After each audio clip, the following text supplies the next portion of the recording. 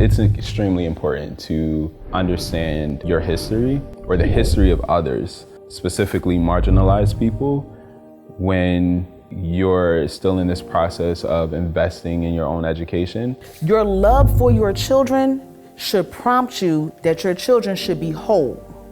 And you can't be whole if you're not learning about who you are.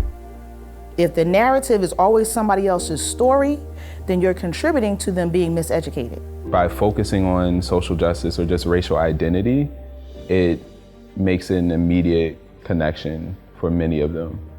It's not just about like learning about the civil rights movement or learning about the Black Panther Party, but also like naming the struggles, naming the courage to defy a social system by yourself and deal with the backlash and still stand firm like I made the right decision. I know that I'm called to be a teacher. 2, 1, talk to me. A love not just for the work, but a love for the children.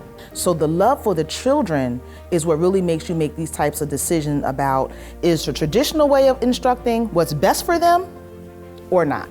So right now, I'm learning how to push back and how to challenge kids to think for themselves. Questions like, did Rosa Parks plan her action on the Montgomery bus? So we looked at primary sources, we looked at secondary sources that were conflicting, and it takes a lot of work to find those sources, but I want students to grapple with that. I don't want to just feed them information.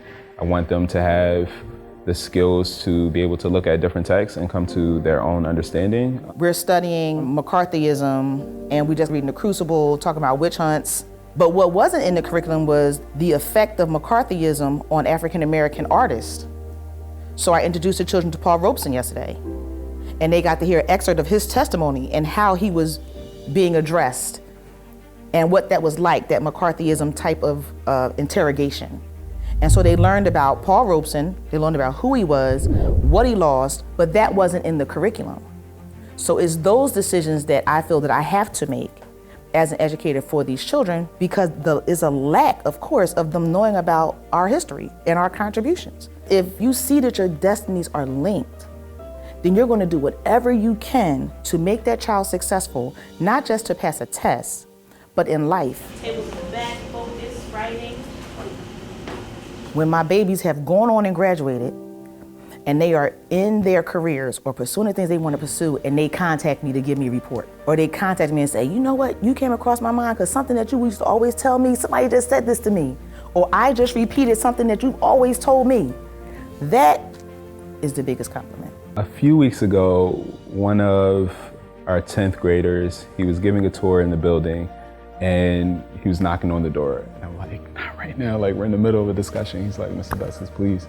So I stepped outside and he introduced me to our guests, and he started tearing up. And he was saying, you know, when I was in 8th grade, I was going through a lot with my family.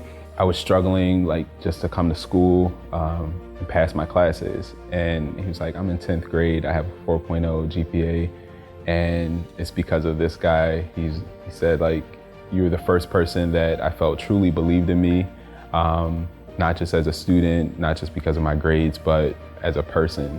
That's why we get into education.